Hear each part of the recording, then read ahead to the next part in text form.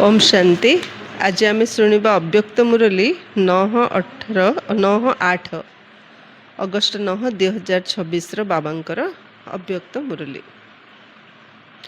Revise date हूँ 2/3/2011 शिवरात्रि मुरली बाबांकर birthday मुरली।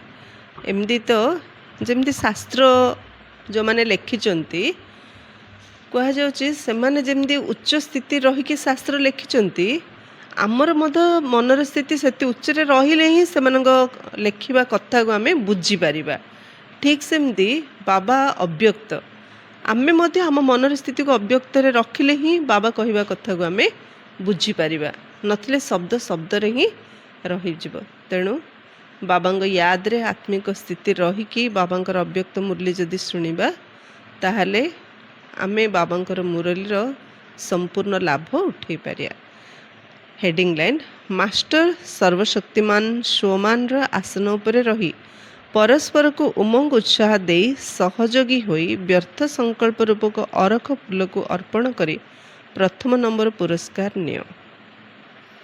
सकाळु सकाळु अमृत बेले बाबा को सोमानर फूलमाला नहीं कि जीवा कौन ना मु आत्मा मास्टर सर्वशक्तिमान ए सोमान रे रही परस्पर को उमंग उत्साह दबा निजे मध्य मास्टर सर्वशक्तिमान अन्य को मध्य मास्टर सर्वशक्तिमान स्वरूप देखा जड़े जनकर सहयोगी हवा व्यर्थ संकल्प रूपक अरख फूल को अर्पण करिया। शिवलिंग कौन कर अरख फूल दौरान अरख फूल अन्य को ठाकुर पाखे दियंते शिवलिंग उपर दौरान अरख फूल अर्थ व्यर्थ संकल्प क्या विषय मध्य कौन प्रकार व्यर्थ संकल्प के चलैया हेनी ए व्यर्थ संकल्प अरख फूल को अर्पण करी प्रथम नंबर पुरस्कार नियो। प्रथम नंबर किए जापर जे व्यर्थ संकल्पर अरख फूल बाबा उपरे समर्पण करिवो सी नंबर 1 हम।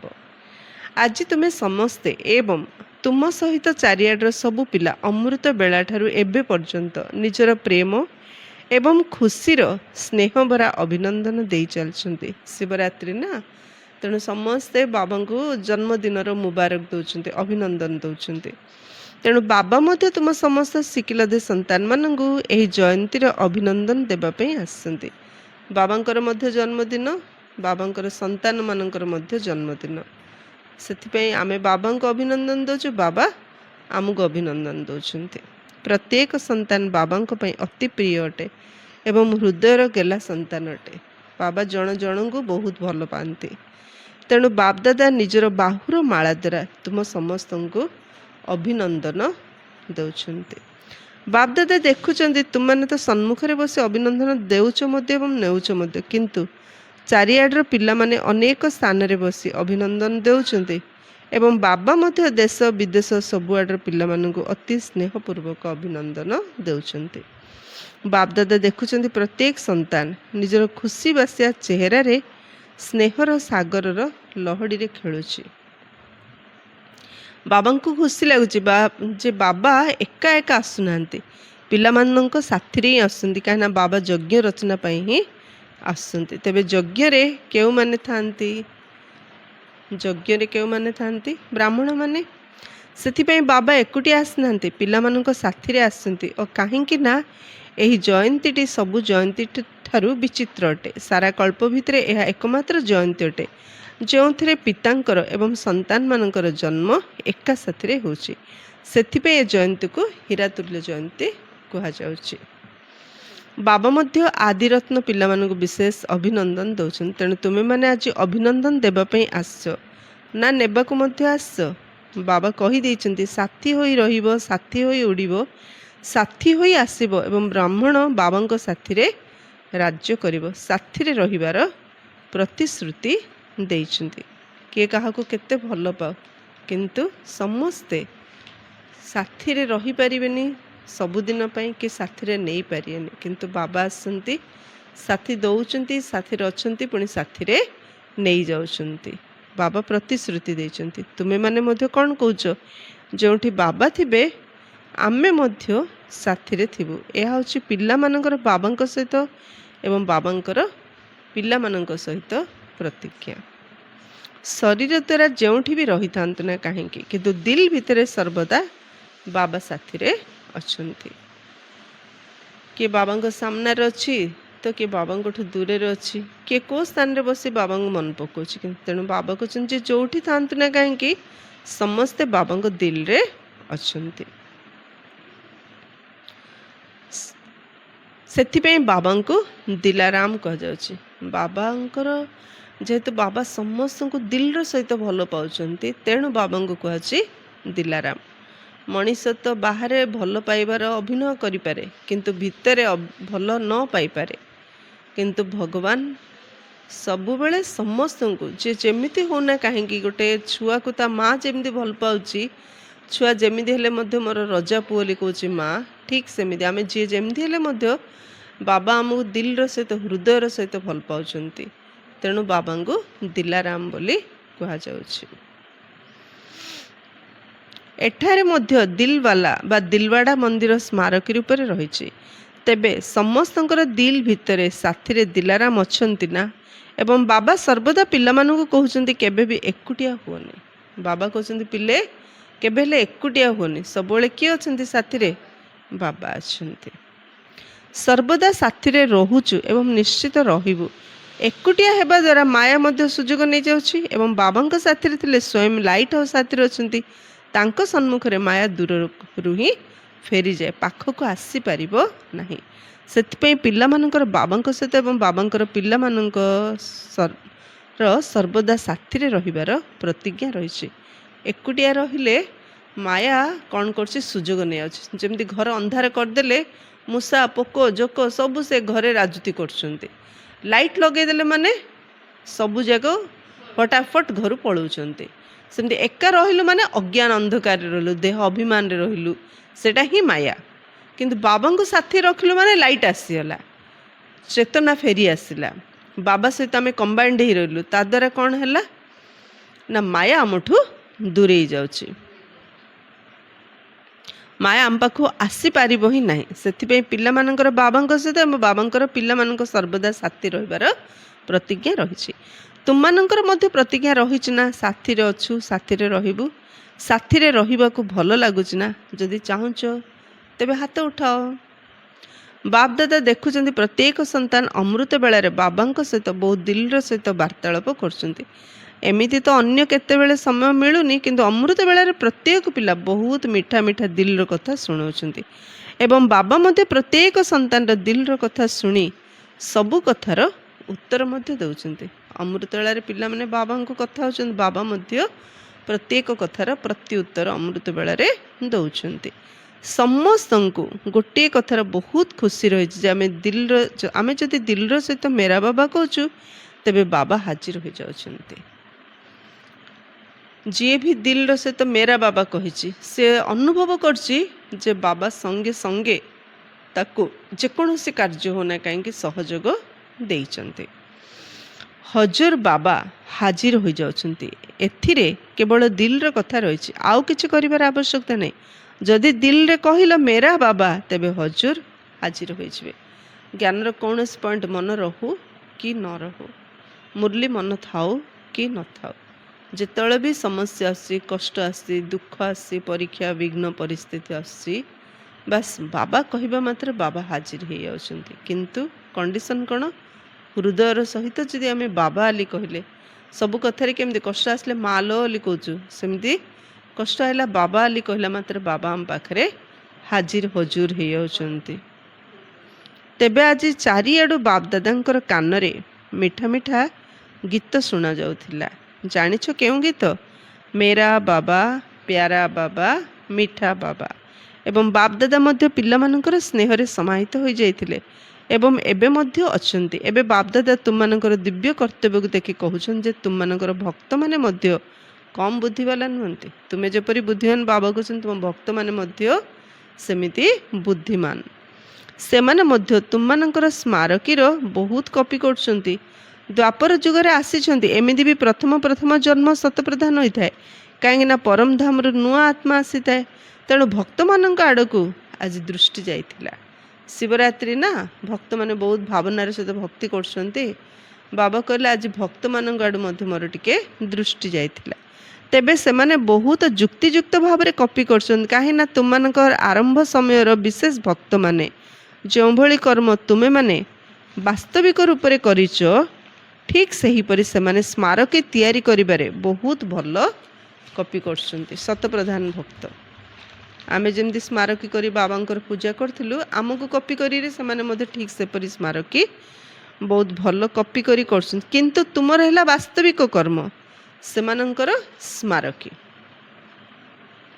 आमे बे वास्तविक रे बाबा को पाइले ध्यान कले जोग कले बाबा सेबारे सहयोग कले किंतु सेमाने कौन कले स्मारकी को रखी पूजा आराधना कले जेपरी तुम्हें माने व्रत धारण करछ केउ व्रत धारण करछ पवित्रतार व्रत धारण करछ सेहीपरि सेमाने मध्य व्रत रखुछन्ति व्रत कॉपी करछन्ति किंतु तुमମାନଙ୍କର व्रत गोटे दिन पई धारण करिया द्वारा ता अनेक जन्म पर्यंत चलछ किंतु सेमाने गोटे दिन पई पवित्र होछन्ति एवं खाद्य पानीय को मध्य शुद्ध रखुछन्ति आमे सारा संगम जुग ही पवित्र रहुछु शुद्ध अन्न खाउछु फलस्वरूप हमर 21 जन्म सेहीपरि लाइफस्टाइल चलछि किंतु सेमाने मात्र गोटे जन्म आमको कॉपी करी गोटे जन्म नु से गोटे दिन शुद्ध अन्न खाउछन्ति आउ पवित्र रोचंती कॉपी करछन्ति हम गोटे दिन पई तुम मानकर 21 जन्म पई व्रत से मानकर अल्प काल पई व्रत सही परी जागरण तुम्हें माने जेतळे आलोक को आसीगल सारा विश्वरु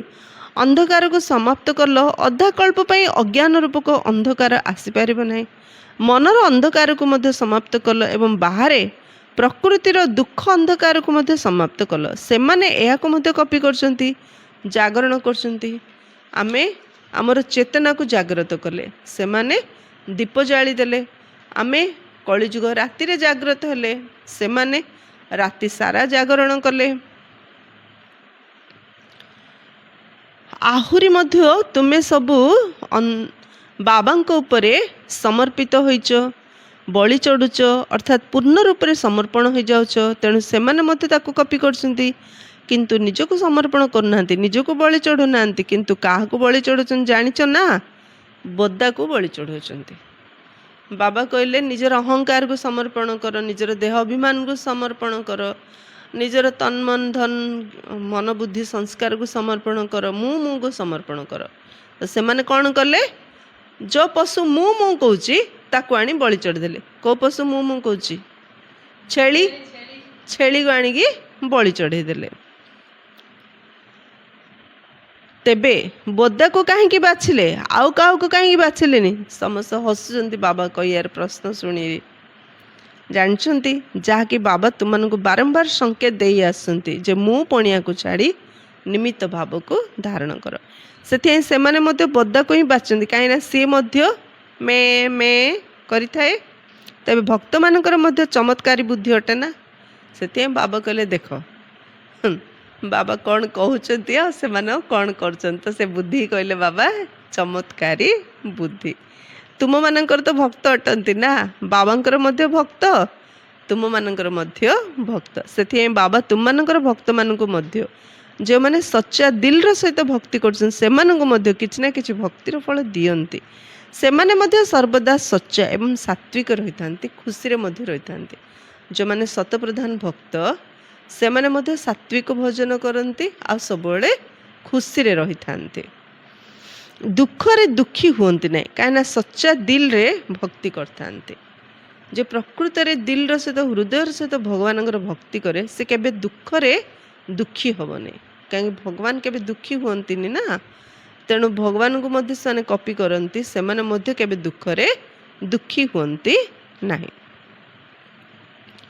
खुशी रे रही थांती तेणु बाबा मध्य आजिकल तुमको ए संकेत दौरान जे मु पणिया को आसवा को दियोनी मु जहाँ कहूची ताहा ही हेबा दरकार मु ही ठीक कहूची ताहा ही हेबा दरकार ए मु भीतर मध्य गोटे हला साधारण मु जेपरिक मु शरीरधारी अटे देहधारी अटे तेणु गोटे हला साधारण मु आउ गोटे हला सूक्ष्म मु पणिया सेथिरे बाबांकर दान को मध्य मु करिची मु कहिची मु करूची बाबांकर विशेषता गुड़िकर मध्य मु पणिया आसी जाउची दीटा मु पणिया गोटेला साधारण मु पणिया जे मु शरीरधारी अटे मु देहधारी अटे ये हला साधारण मु पणिया आउ गोटेला सूक्ष्म मु पणिया जोड़ा बाबा आमको ज्ञान दान देले विशेषता देले गुण देले शक्ति देले बाबांकर ज्ञान गुण शक्ति को आमे कौन कहीदेले मु करिछि मु भल सेवा करछि मु भल भाषण करछि मु कहली बाबांकर विशेषता गुड़िकर मध्य मु पणिया आसी अछि तेणु बाबा मध्य संकेत दे चली जे मु एवं मोर उपरे विशेष ध्यान दियो सर्वदा मोर बाबा एई आड़ को ही दिल आकर्षण रही था सब गोटे शब्द हृदय रो मोर बाबा यह ही दिल आकर्षण रही था बिना से मोर पणिया मोर नाम विख्यात हो मोर प्रतिष्ठा हो एगुड़ को समाप्त करी मु बाबांकर बाबा मोर सेवा कर मात्र सेवार अहंकार आणनी कारण करी करया वाला बाबा ही अटंती सेथिपई मोर पणिया मोर नाम विख्यात हो मोर प्रतिष्ठा हो एगुड़ी को समाप्त करी मु बाबांकर बाबा मोर एथिरे केते खुशी मिलुछि भगवान मोर हो जाइछन्ति आउ कोन दरकार तेबे गोटे हला साधारण मोर पणिया आउ गोटे हला सूक्ष्म मोर पणिया ए सूक्ष्म रूपर मोर पणिया मैला कर दिए एवं मोर बाबा मालामाल कर दिए सूक्ष्मर मैला पणिया मु करुच्ची मु सेवा करछि मु नथले हबनी मु कहली ए सूक्ष्म मोर पणिया आमको मैला कर दोछि मन को मोर बाबा कहले मोर विशेषता मोर गुण मोर ज्ञान कहले मन मैला हो जाउछि मोर बाबा कहले आमे मालामाल हो जाउछन्ति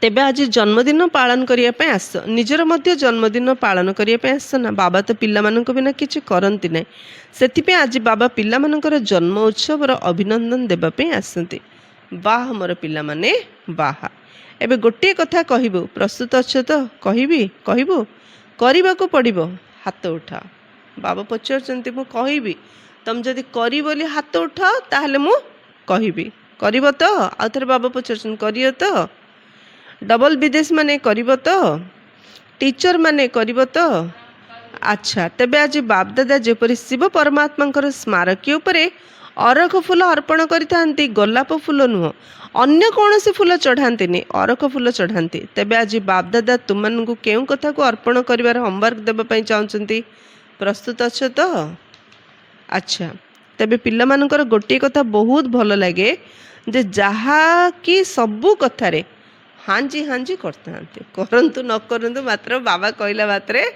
हाँ जी कहते तेणु आज जन्मदिन अवसर बाबा भितर संकल्प रही समस्ते परस्पर को उमंग उछा देवा सहित परस्पर सहयोगी हो व्यर्थ संकल्प रूपक अरख फूल को अर्पण कर जड़े जनकर सहयोगी हुओ व्यर्थ संकल्प जो चलुची ताकू अरख फूल रूपे बाबा उपरे अर्पण समर्पण कर व्यर्थ संकल्प करिवार नहीं कि सुनिबार नहीं कि संग दोष रे पड़ी व्यर्थ संकल्पर संगर रंग लगेबार नहीं व्यर्थ संकल्प करिबानी काहाठू सुनिबानी काहाकू कहिबानी कि व्यर्थ संगर रंग केबे निजको लगेबा नहीं काहे ना व्यर्थ संकल्प जोठारे थिबो सेठारे जोगर संकल्प ज्ञानर मधुर बाणी जहाँ मुरली कौच से सब शुद्ध संकल्प गुड़िक स्मृति रे रहिबो नाही आमे ज्ञानी तो आत्मा जोगी तो आत्मा कहूचु किंतु व्यर्थ संकल्प चलले जोगर संकल्प रहिबनी कि ज्ञानर मधुर बाणी जहाँ मुरली कहूचु से सब शुद्ध संकल्प मुरली होची शुद्ध संकल्पर स्टॉक तो से शुद्ध संकल्पर स्टॉक मुरली मध्य मने रहिबो नाही जदियो मुरली को शुणुच एवं पढ़ुच मत ताहा तो आवश्यक अटे ब्राह्मण मानकर यह नियम अटे किंतु ताहा केवल शुणिबारे ही सीमित रहिबो मन भितरे मनन हबनी जेहेतु व्यर्थर मनन चलची ना जोड़ी व्यर्थर मनन चलची से मुरलीर मनन हो पारियोगी हो पारियोनी एटा ही तो दंड होगा पनिशमेंट होगा भाबिब कहिब आजिर मुरली बहुत भल थिला भाबुची बाबा कौन कहिथिले वरदान मध्य बहुत भल थिला किंतु मन पड़िबो मुरली बढ़िया थिला अछि वरदान भल थिला मात्र मुरली रे कौन कहथिले पॉइंट मन पड़ियोनी कि बाबा वरदान कौन देइथिले मन पड़ेनी कारण कौन व्यर्थ संकल्प तुमे जानिछ पिला माने बाबा को कौन सब कहउचंती व्यर्थ संकल्प मन बुद्धि को निज आड़ को आकर्षित करथाए बाबा भल भल समाचार तो शुणिया दरकार ना व्यर्थ संकल्प मन बुद्धि को आकर्षित करछि तो पिलाने बाबा अथरे कहे बाबा भल भल कथा शुणिया तो दरकार ना जदिओ सब कथार ज्ञान रहा दरकार किंतु व्यर्थ कथा गुड़िक उच्च पद प्राप्ति कर बहुत क्षति करता है। सब इनफॉरमेशन आम पाखे रहिले भल किंतु व्यर्थ कथा सब जब माइंड रे भरिकी रखा ता बाबा कहे उच्च पद पाइपर, उच्च पद पाइबार बहुत क्षति करद। तेबे कौन तुम मैंने व्यर्थ संकल्प को अर्पण करने बाबा सहित प्रतिज्ञा करुछ तो तुम्हें कह आमे तो चाहूनु किंतु से आसी न चाहिए आसी तेबे बाबा को दृढ़ संकल्प सहित देदेले प्रथमे तुमको देवा जना अच्छी तो दृढ़ संकल्प सहित बाबा को व्यर्थ संकल्प जहाँ दृढ़तार सहित दे दियो कहीकि बाबा को पचार ए व्यर्थ संकल्प बाबा को दबार जना अच्छी तो बाबा देदेले देइथिबा जिनस जदि तुम पाखक फेरी आसब तेबे कौन तुम्हें ताकू रखिब ना फेरई देव। बाबा तुमको किसी देले तमें रखिब ना फेरई देव। तमें बाबा को देल देइथिया जिनस तुमको फेरई देले तमें रखियो ना फेरई तमें बाबा देदेल व्यर्थ संकल्प आउ बाबा तमें जन गिफ्ट देल गिफ्ट देला पर से आउ थे गिफ्टा तुमको देदेल रखियो कि मु तुमको देली तमें नियली कह ना सेमती बाबा को देदेल ना व्यर्थ संकल्प आउ थे बाबा देले नब कि नाई ना। तेबे जदि रक्ष ताकू कौन कहुब तेणु बाबा को थरे मात्र निजर रुचि अनुसार एवं दृढ़तार सहित दे दियो एवं चेक कर बारंबार देइथिबा जिनस मो पाखु फेरी आसुनी तो मु बाबा देइथिया जिनस मो पाखु आउथरे फेरी आसुनी तो चेक कर अन्यर जिनिस को निजर करने यह भल कथा नुहे। तेणु प्रतिदिन आराम करिया पूर्वर पछरे आराम करिवो प्रथमे चेक करिवो आज सारा दिन भितर कौन व्यर्थ संकल्प आसनी तो आराम करिया पूर्वर चेक करियो पर आराम करियो प्रथमे चेक करियो आज मो मन रे कौन व्यर्थ संकल्प आसनी तो मु कौन व्यर्थ संकल्प करना तो दे सारी जिनस फेराई नहीं नाई तो निज निजे चेक करिया मु कौन व्यर्थ संकल्प कर बाबा देदेली पुणी मु नेउन तो मु व्यर्थ संकल्प करुच अर्थ बाबा को देकी पुणी आउ थे नहीं गली। तेबे आज जन्मदिन उपहार देवाई साहस अच्छी तो अच्छी साहस हाथ उठाओ साहस अच्छी तेबे जोठी साहस अच्छी सेठारे बापदादा मध्य तुमको उपहार देवे तुम्हें केवल दिल र सहित कह मेरा बाबा दयालु कृपालु बाबा ए जिनिस को मो ठारू नहीं जानतु बाबा बाबा मो मनरे बेसी दृढ़ व्यर्थ संकल्प चलुची आपण मो ठारू ए जिनिस नहीं जानतु जमी माँ किसी खाइया देले आमको जब भल लगुनि आम कौन कह माँ मुझा खाइनी तू नहीं जाली सेमती बाबा को बाबा ए व्यर्थ संकल्प मोर चलुची मत भल लगुनि ए जिनस आप मो ठारू नहीं जातु जदि दिल र सहित कहब तेबे बाबा मध्य अतिरिक्त उपहार देवे कहीं तुम साहस आधार रे बाबा अतिरिक्त उपहार दे था जो साहस रही सेठारे बाबा साहाय्य निश्चित मिलता है। यह तो अनुभव करिच ना कहीं बापदादा बहुत समय सूचना दे चलती जब तीव्र पुरुषार्थर रास्ता है 3टी बिंदु लगेगा जो आम साहस अच्छे से बाबा सहयोग मिलता है। तेणु बाबा बारंबार कहते एवं तीव्र पुरुषार्थ अर्थ 3टा बिंदु आमको लगार अच्छे मु बिंदु अटे बाबा बिंदु बिंदु बाबा को मन पके हेब एवं बीती जाइथिया कथा को बिंदु लगे हेब फुल स्टॉप मत बिंदु अटे जहाँ को बापदादा कहते मनन कर बिंदु हेबा को पड़िबो बिंदु को देखा हेब एवं बिंदु लगेबा को हेब तेबे कह तीव्र पुरुषार्थ मो आत्मा बिंदु भाविकी बाबा बिंदु को मन पकया बाकी जहाँ कथा बीती जाइछि बिंदु लगेदबा सेथिपई बिंदुर मध्य बहुत महत्व रही। आजिकालीर जुगरे मध्य बिंदुर बहुत महत्व रही। देख टंका गणुछन ना आजिकाली समस्तंकर सबुठारु अधिक स्नेह का प्रति रही टंका प्रति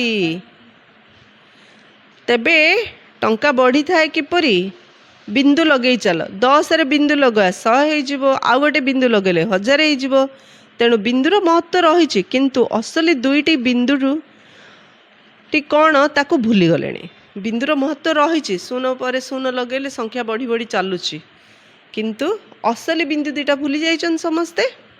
तेबे आज बाबा को जन्मदिन उपहार देल तो दिल र सहित देल तो कहीं कौन कहब नाई तो किपरि करिबी कौन करिबी ए सब की रो भाषा बहुत खराब अटे कहीं करिबी किपरि करिबी एई भली को का की करिबो नाई काउ परी का करियार नाई। तेबे उपहार देबा पई खुशी खुशी रे हाथ उठेछ ना संगठन भितर मध्य ନା ସଂଗଠନ ଭିତରେ ବାଧ୍ୟ ହେଇ ହାତ ଉଠେଇଛ? ବାବା କହିଲେ ବୁଝିକି ଛାଡ଼ି ବୋଲି ହାତ ଉଠେଇଛ, ନା ସଂଗଠନକୁ ଦେଖିଲ ତ ବାଧ୍ୟ ହେଇରି ହାତ ଉଠଉଛ? କାହିଁକି ନା ବାଧ୍ୟତାମୂଳକ ଭାବରେ କରୁଥିବା ଆତ୍ମା ସବୁବେଳେ କରିପାରିବ ନାହିଁ, କେବେ କେବେ କରିବ। ଯେ ଦିଲ୍ର ସହିତ କରିବ, ମୋତେ କରିବାକୁ ହିଁ ହେବ, ହେବାକୁ ହିଁ ପଡ଼ିବ। ଉପହାର ତ ଦେଇଦେଲ, ତେଣୁ ଦେବାକୁ ହିଁ ପଡ଼ିବ। ଯେ ବାଧ୍ୟତାମୂଳକ କରିବ ସେ ସବୁଦିନ କରିବନି, କେବେ କେବେ କରିବ। ଯେ ହୃଦୟର ସହିତ କରିବ ସେ ସବୁଦିନେ କରିବ। ଆଉ ବାବା ଯେକୌଣସି ପୁରୁଷାର୍ଥ ହଉ, କେବେ କେବେ ଶବ୍ଦ ଛାଡ଼, ସଦା ଯେକୌଣସି ପୁରୁଷାର୍ଥ ସଦା କରିବାର ଅଛି। ସଦା କଲେ ପ୍ରାପ୍ତି ମଧ୍ୟ ସଦା ହେବ, ସର୍ବଦା ହେବ। ଯିଏ ଦିଲ୍ର ସହିତ କରିବ, ମୋତେ କରିବାକୁ ହିଁ ହେବ, ହେବାକୁ ହିଁ ପଡ଼ିବ। ଉପହାର ତ ଦେଇଦେଲ, ତେଣୁ ଦେବାକୁ ହିଁ ପଡ଼ିବ। ଏଭଳି ଯଦି ଖୁସି ଖୁସିରେ ସଂକଳ୍ପ କରିବ, ତେବେ ତୁମ ଭଳି ସର୍ବଶକ୍ତିମାନ ପିତାଙ୍କର ସନ୍ତାନ ମାଷ୍ଟର ସର୍ବଶକ୍ତିମାନ ଆତ୍ମା ପାଇଁ ଏହା କ'ଣ ବଡ଼ କଥା? ମାଷ୍ଟର ସର୍ବଶକ୍ତିମାନର ସ୍ଥିତିର ଆସନ ଉପରେ ସର୍ବଦା ସ୍ଥିତ ରହିଥିବ, ଭୁଲିଯିବ ନାହିଁ। ଆମେ କ'ଣ? ଆମେ ମାଷ୍ଟର ସର୍ବଶକ୍ତିମାନ, ତେଣୁ ଆମ ପାଇଁ ଏଇଟା କିଛି କଷ୍ଟ ନାହିଁ। ଆମେ ଆମର ସ୍ୱସ୍ଥିତିରେ ରହିକି ଆମେ କରିପାରିବା, ଭୁଲିଯିବନି। ଏହା ତୁମର ମହାନ ସ୍ୱମାନ ଅଟେ। ମୋ ଆତ୍ମା ମାଷ୍ଟର ସର୍ବଶକ୍ତିମାନ, ଏଇଟା ହେଉଛି ଆମର ମହାନ ସ୍ୱମାନ। ନିଜର ସ୍ୱମାନକୁ ଛାଡ଼ିବା କଥା ନୁହଁ। ଲୋକମାନେ ସ୍ୱମାନ ପାଇଁ ଲଢ଼େଇ କରୁଛନ୍ତି, ନାଇଁ କି? ସମ୍ମାନ ପାଇବା ପାଇଁ ମଣିଷମାନେ ଲଢ଼େଇ କରୁଛନ୍ତି। ତେଣୁ ବାବା କହିଲେ ମୋ ଆତ୍ମା ମାଷ୍ଟର ସର୍ବଶକ୍ତିମାନ, ନିଜର ସ୍ୱମାନକୁ ଛାଡ଼ିବାର ନାହିଁ। ଭୁଲି ଯାଉଛ ପରମାତ୍ମା ଦ୍ୱାରା ମିଳିଥିବା ସ୍ୱମାନକୁ ଭୁଲି ଯାଉଛ। ତେଣୁ ଆଜି ବାବାଙ୍କ ଭିତରେ ସ୍ନେହ ଉତ୍ପନ୍ନ ହେଲା ଯେ ଛୋଟିଆ ଛୋଟିଆ କଥାରେ ନିଜ ସ୍ୱମାନକୁ, ପରମାତ୍ମା ଦ୍ୱାରା ମିଳିଥିବା ସ୍ୱମାନକୁ ଭୁଲି ଯାଉଛ। ଲୋକମାନଙ୍କ ଦ୍ୱାରା ମିଳିଥିବା ସ୍ୱମାନରେ ମଧ୍ୟ କେତେ ନିଶା ରହୁଛି। ଏହା ତ ପରମାତ୍ମାଙ୍କ ଦ୍ୱାରା ତୁମମାନଙ୍କୁ ମାଷ୍ଟର ସର୍ବଶକ୍ତିମାନର ସ୍ୱମାନ ରହିଛି। ଦୁନିଆରେ ଲୋକଙ୍କୁ କିଛି ମାନେ ମେଡେଲ୍ସ ମିଳୁଛି, କୌଣସି ପ୍ରକାର ସମ୍ମାନ ଯଦି ମିଳୁଛି, ସେମାନେ କେତେ ନିଶାରେ ରହୁଛନ୍ତି। ମୋତେ ରାଷ୍ଟ୍ରପତିଙ୍କ ଦ୍ୱାରା ସମ୍ମାନ ମିଳିଲା, କି ଆମ ସମାଜ ଦ୍ୱାରା ସମ୍ମାନ ମିଳିଲା। ଆମକୁ ସ୍ୱୟଂ ଭଗବାନ ଆମକୁ ସମ୍ମାନ ଦେଉଛନ୍ତି।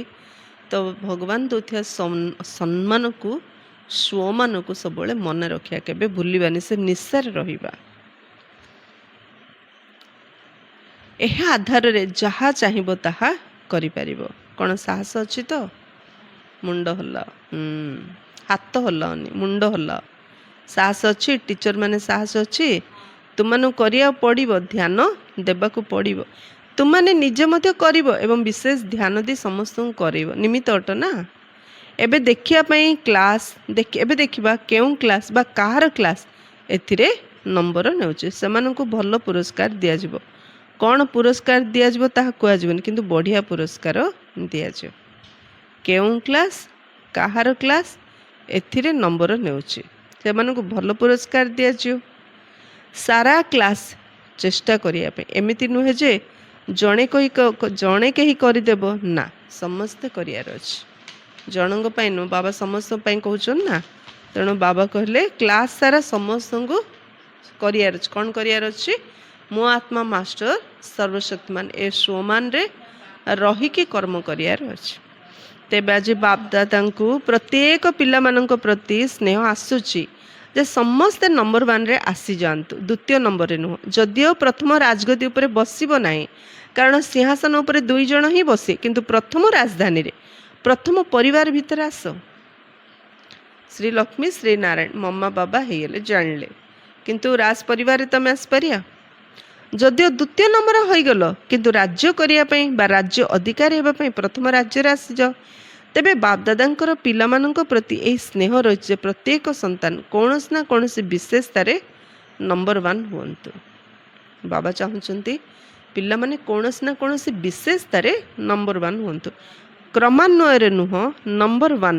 କ'ଣ ଏହିଭଳି ଉମଙ୍ଗ ଉଚ୍ଛା ଅଛି ତ? ନମ୍ବର 1ରେ ଆସିବ ତ? ନା ଯାହା ମିଳିଲେ ବି ଚଳିବ? ଭଲ ଭଲ କରିବାର ନାହିଁ। ବାବାଙ୍କର ଆଶା ରହିଛି ଯେ ପ୍ରତ୍ୟେକ ସନ୍ତାନ କୌଣସି ନା କୌଣସି ଚମତ୍କାର କରିବାରେ ନମ୍ବର 1 ହୁଅନ୍ତୁ। 4ଟି ବିଷୟ ରହିଛି ନା, ତେଣୁ କୌଣସି ବିଷୟରେ ନମ୍ବର 1 ନିଶ୍ଚିତ ହେବି। ଏକଥା ଉପରେ ବିଶେଷ ଗୁରୁତ୍ୱ ଦେବ। 4ଟା ସବଜେକ୍ଟ ଅଛି ନା, ଜ୍ଞାନ, ଯୋଗ, ଧାରଣା, ସେବା। କେଉଁଥିରେ ମଧ୍ୟ ମୋତେ ନମ୍ବର 1 ହେବାର ଅଛି। ଆଉ କିଛି ଅଧିକ ମେହନତ କରିବା ପାଇଁ କୁହାଯାଉନି। କୌଣସି ଗୋଟିଏ ବିଷୟରେ ନମ୍ବର 1 ହୁଅ। ଏହା ତ ସହଜ ଅଟେ ନା। ବାକି ଆଜିର ଦିନରେ ଅମୃତ ବେଳାରେ ପ୍ରତ୍ୟେକ ସନ୍ତାନ ମାନେ ବି ମିଳନ କରୁଥିଲେ। ସେମାନଙ୍କର ବହୁତ ଖୁସି ବାସିଆ ଖୁସିର ହସ ହସ ଚେହେରା ଦେଖାଯାଉଥିଲା ଏବଂ ବାବା ମଧ୍ୟ ପ୍ରତ୍ୟେକ ସନ୍ତାନକୁ ସର୍ବଦା ଉଡ଼ିବାର କଳାରେ ରହିବାର ବରଦାନ ଦେଇଛନ୍ତି। ଚାଲିବାର କଳା ନୁହଁ, ଉଡ଼ିବାର କଳା। କେମିତି କ'ଣ ଚାଲିଛି ପୁରୁଷାର୍ଥ? ହଁ ଚାଲିଛି, ନାଇଁ ଚାଲିବାର ନାହିଁ, ବାବା ଚାହୁଁଛନ୍ତି ଉଡ଼ିବାର କଳା। ଉଡ଼ିବାର କଳାରେ ରହିବାର ବରଦାନ ଦେଇଛନ୍ତି, ଚାଲିବାର କଳା ନୁହଁ। ତେଣୁ ବାପ ଦାଦାଙ୍କର ଆଜିର ଏହି ବରଦାନକୁ ମନେ ରଖିବ। ବାପ ଦାଦା ନିଜର ଏବଂ ତୁମମାନଙ୍କର ଜନ୍ମ ଜୟନ୍ତୀରେ କ'ଣ ବରଦାନ ଦେଇଛନ୍ତି? ଉଡ଼ିବାର କଳାରେ ସମ୍ପନ୍ନ ଭବ। ଆଜି ବାବା କ'ଣ ଦେଲେ ବରଦାନ? ଉଡ଼ିବାର କଳାରେ ସମ୍ପନ୍ନ ଭବ। ତୁମେମାନେ ମଧ୍ୟ ସାରା ଦିନ ଶିବରାତ୍ରିର ଉତ୍ସବକୁ ଦିଲ୍ ଭିତରେ ପାଳନ କରିଛ ନା? ତେବେ ସମସ୍ତେ ଭଲ ଅଟ, ଭଲ ହୋଇ ରହିବ ଏବଂ ଭଲରୁ ଭଲ ରାଜ୍ୟପଦ ପ୍ରାପ୍ତ କରିବ। ସମସ୍ତେ ଭଲ ଅଟ ନା? ବାବା ତ ଭଲକୁ ହିଁ ଦେଖୁଛନ୍ତି। ଆଚ୍ଛା, ଚାରିଆଡ଼ର ଚାହେ ସମ୍ମୁଖରେ ବସୁଛନ୍ତି, ଚାହେ ନିଜ ନିଜ ସ୍ଥାନରେ ବସି ମିଳନ କରୁଛନ୍ତି, ସମସ୍ତଙ୍କୁ ଦେଖି ବାପ ଦାଦା ମଧ୍ୟ ହର୍ଷିତ ହେଉଛନ୍ତି ଏବଂ ପିଲାମାନେ ମଧ୍ୟ ବାବାଙ୍କର ମିଳନକୁ ଦେଖି ଖୁସି ହେଉଛନ୍ତି। କିନ୍ତୁ ଆଜିର ସଂକଳ୍ପ ରଖ, ସଦା ଖୁସି। କେବେ କେବେ ବାଲା ଖୁସି ନୁହେଁ, ସଦା ଖୁସି। କୌଣସି ନା ପୁରୁଷାର୍ଥରେ ନା ଖୁସିରେ, କେଉଁଥିରେ ମଧ୍ୟ ବାବା କେବେ କେବେ ଦେଖିବାକୁ ଚାହୁଁନାହାନ୍ତି। ସବୁଥିରେ ସଦା ଖୁସି। ଯିଏ ବି ତୁମର ଚେହେରାକୁ ଦେଖୁ ଅନୁଭବ କରୁ ଯେ ଇଏ ବହୁତ ଭାଗ୍ୟବାନ ଆତ୍ମା ଭଳି ଦେଖାଯାଉଛନ୍ତି। ତୁମମାନଙ୍କର ଚାଲିଚଳନରୁ ଏବଂ ଚେହେରାରୁ ତୁମର ଭାଗ୍ୟ ଦେଖାଯାଉ। ଯିଏ ବି ଦେଖିବ ଆମର ଚେହେରାରୁ, ଆମ ଚାଲିଚଳନରୁ ତାକୁ ଅନୁଭବ ଏ ବହୁତ ଭାଗ୍ୟବାନ ଆତ୍ମା। ଏମିତି ନୁହେଁ ଯେ କେବଳ ମନ ଭିତରେ ବହୁତ ଖୁସି ଥିବ, ନା, ତୁମମାନଙ୍କର ଭାଗ୍ୟବାନ ଚେହେରା, ଖୁସିବାସିଆ ଚେହେରା ଅନ୍ୟମାନଙ୍କୁ ପରିଚୟ କରିବ। ମୁଁ ତ ଖୁସିରେ ଅଛି, ମୁଁ ଖୁସିରେ ଅଛି କହିବାକୁ ନ ପଡ଼ୁ, ଆମ ଚେହେରା ଦେଖିଲେ ଜଣେ ଜାଣୁ ଯେ ସତରେ ଏମାନେ କେତେ ଖୁସିରେ ଅଛନ୍ତି। ଚେହେରା କହିଦେବ କିଛି ଅଛି। ଯଦି ଖୁସି ନାହିଁ ତ ଆମ ଚେହେରା ଦେଖିଲେ ସମସ୍ତେ ଜାଣିଦେବେ କିଛି ଅଛି। ଦାଲ ମେ କାଲାଲି କହୁଛନ୍ତି ନା, ତୁମର ଚେହେରା ସେବା କରୁ, ବାବାଙ୍କ ପର୍ଯ୍ୟନ୍ତ ନେଇ ଆସୁ। ଯଦି ଆମେ ଖୁସିରେ ରହିବା ନା, ଆମ ଚେହେରା ଦେଖି ସମସ୍ତେ ବାବାଙ୍କ ପାଖକୁ ଆସିବେ ଯେ ଏମାନେ ଏତେ ଖୁସିରେ କେମିତି ରହୁଛନ୍ତି। ଯେମିତି ଥରେ ଜାନକୀ ଦାଦି ଲିଫ୍ଟରେ ଯାଉଛନ୍ତି, ଜଣେ ତାଙ୍କୁ ଦେଖିରି ସେ ମନେ ମନେ ଲଣ୍ଡନରେ ସେ ତାଙ୍କୁ ଦେଖିରି ମନେ ମନେ ଜଳୁଛି, କହିଲେ ଦୁନିଆରେ ଏତେ ଅଶାନ୍ତି ଦୁଃଖ, ଇଏ ଏତେ ଖୁସିରେ କେମିତି ଅଛନ୍ତି।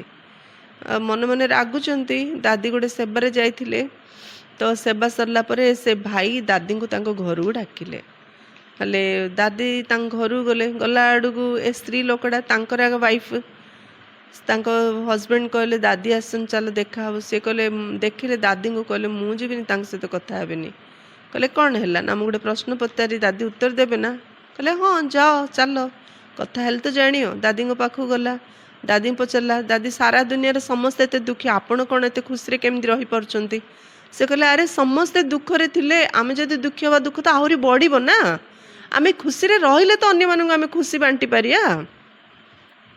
ସେମିତି ବାବା କ'ଣ କହୁଛନ୍ତି, ଏଭଳି ସଂକଳ୍ପ, ହଁ, ଖୁସିରେ ରହିଲେ ଆମେ ବାବାଙ୍କୁ ପ୍ରତ୍ୟକ୍ଷ କରେଇ ପାରିବା ନା କ'ଣ?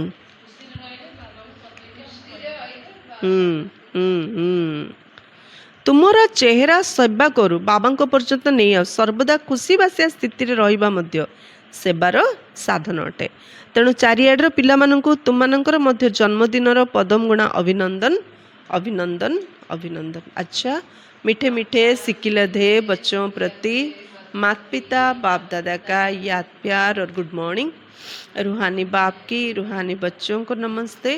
हम रूहानी बच्चों की रूहानी बाप दादा को याद प्यार, गुड मॉर्निंग और नमस्ते नमस्ते नमस्ते।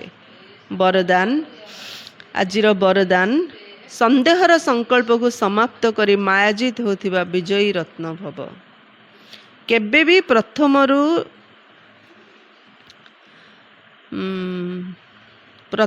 संदेहपूर्ण संकल्प उत्पन्न न हो जे किए जाने मु फेल हो जीवी नहीं तो, कारण संशय बुद्धि हेबा द्वारा ही ପରାଜୟ ହୋଇଥାଏ। ସେଥିପାଇଁ ସର୍ବଦା ସଂକଳ୍ପ ରହୁ ଯେ ମୁଁ ବିଜୟ ପ୍ରାପ୍ତ କରି ହିଁ ଦେଖେଇବି। କେବେ ମଧ୍ୟ ନିଜ ଉପରେ ଡାଉଟ୍ ଆଣିବା ହେବନି। କେଜାଣି କିଏ ଜାଣିଛି ମୁଁ ଯଦି ଫେଲ୍ ହେଇଯିବି। ବାବା କହିଲେ ଏମିତି ସଂକଳ୍ପ କେବେ କରିବା ହିଁ ଅନୁଚିତ। ସବୁବେଳେ ଗୋଟିଏ ସଂକଳ୍ପ କର, ମୁଁ ତ ବିଜୟୀ ଆତ୍ମା, ବିଜୟ ପ୍ରାପ୍ତ କରିକି ହିଁ ଦେଖେଇବି। ବିଜୟ ତ ମୋର ଜନ୍ମସିଦ୍ଧ ଅଧିକାର ଅଟେ। ଏଇଭଳି ଅଧିକାରୀ ହୋଇ କର୍ମ କରିବା ଦ୍ୱାରା ବିଜୟ ଅର୍ଥାତ୍ ସଫଳତାର ଅଧିକାର ନିଶ୍ଚିତ ପ୍ରାପ୍ତ ହୋଇଥାଏ। ବିଜୟ ମୋର ଜନ୍ମସିଦ୍ଧ ଅଧିକାର। ଏଇଭଳି ଅଧିକାରୀ ଯଦି କର୍ମ କରିବା ସଂକଳ୍ପ ଦ୍ୱାରା ତାହେଲେ ସଫଳତାର ଅଧିକାର ନିଶ୍ଚିତ ପ୍ରାପ୍ତ ହୋଇଥାଏ। ଏହି ଆଧାରରେ ହିଁ ବିଜୟ ରତ୍ନ ହୋଇଯିବ। ମୁଁ ବିଜୟୀ ଆତ୍ମା ଦୃଢ଼ ସଂକଳ୍ପରେ ଯଦି କରିବା ତାହେଲେ ମୁଁ ବିଜୟୀ ରତ୍ନ ହେଇପାରିବି। ସେଥିପାଇଁ ମାଷ୍ଟର ନଲେଜଫୁଲ୍ ଆତ୍ମା ମୁଖରୁ କିଏ ଜାଣେ ଶବ୍ଦ କେବେ ବି ବାହାରିବା ଉଚିତ ନୁହଁ। ମୁଁ ଆତ୍ମା ମାଷ୍ଟର ନଲେଜଫୁଲ୍। ତେଣୁ ଆମ ମୁଖରୁ କେଜାଣି କିଏ ଜାଣେ ଏ ଶବ୍ଦ କେବେ ହେଲେ ବାହାରିବା ଉଚିତ ନୁହଁ। ସ୍ଲୋଗାନ, ଦୟାର ଭାବନା ସହଜରେ ନିମିତ୍ତ ଭାବ ଜାଗ୍ରତ କରିଦେଇଥାଏ। ଯଦି ଆମର ସମସ୍ତଙ୍କ ପାଇଁ ଦୟା ଭାବନା ରଖିବା ତାହେଲେ ଆମ ଭିତରେ ନିମିତ୍ତ ଭାବ ଜାଗ୍ରତ କରିଥାଏ। ନିମିତ୍ତ ଭାବ ଆଣିବା ପାଇଁ ସବୁବେଳେ ସମସ୍ତ ପାଇଁ ମନରେ ଦୟା ଭାବନା ରହୁ। ଅବ୍ୟକ୍ତ ଇଶାରା, ଅପବିତ୍ରତାର ବୀଜକୁ ମଧ୍ୟ ସମାପ୍ତ କରି ସମ୍ପୂର୍ଣ୍ଣ ସ୍ୱଚ୍ଛ ହୁଅ। ଯେପରି ଲାଜକୁଳି ଲତାଟି କିଏ ବି ହାତ ଲଗାଇବା ଦ୍ୱାରା ଶକ୍ତିହୀନ ହୋଇଯାଏ, ସେଥିପାଇଁ ସମୟ ଲାଗେ ନାହିଁ। ସେହିପରି ତୁମେମାନେ ଗୋଟେ ସେକେଣ୍ଡର ଶୁଦ୍ଧ ସଂକଳ୍ପର ଶକ୍ତି ଦ୍ୱାରା ମାୟାକୁ ଲାଜକୁଳି ଲତା ଭଳି ମୂର୍ଚ୍ଛିତ କରିଦିଅ। ଲାଜକୁଳି ଲତାକୁ ଯିଏ ବି ଯେତେବେଳେ ବି ହାତ ଲଗାଇବ ନା ସେ ମୂର୍ଚ୍ଛିତ ହୋଇଯିବ ଗୋଟେ ସେକେଣ୍ଡରେ। ସେମିତି ବାବା କହିଲେ ଆମେ ଗୋଟେ ସେକେଣ୍ଡରେ ଶୁଦ୍ଧ ସଂକଳ୍ପର ଶକ୍ତି ଦ୍ୱାରା ମାୟାକୁ ଲାଜକୁଳି ଲତା ପରି ମୂର୍ଚ୍ଛିତ କରିଦେଇପାରିବା। ନିଜର ସ୍ୱସ୍ୱରୂପ ବରଦାନୀ ସ୍ୱରୂପ ସଦା ସର୍ବଦା ସ୍ମୃତିରେ ରହିଥାଉ, ଯାହାଦ୍ୱାରା ଅପବିତ୍ରତା ବା ବିସ୍ମୃତିର ଚିହ୍ନ ବର୍ଣ୍ଣ ରହିବ ନାହିଁ। ନିଜର ସ୍ୱସ୍ୱରୂପ ବରଦାନୀ ସ୍ୱରୂପ ସଦା ସର୍ବଦା ସ୍ମୃତିରେ ରହିଥାଉ। ସ୍ୱସ୍ୱରୂପ ଆଉ ବରଦାନୀ ସ୍ୱରୂପ ଯଦି ସବୁବେଳେ ମନେ ରଖିବା ତାହେଲେ ଅପବିତ୍ରତା ବା ବିସ୍ମୃତିର ଚିହ୍ନ ବର୍ଣ୍ଣ ରହିବ ନାହିଁ। ଆଚ୍ଛା, ଓମ୍ ଶାନ୍ତି।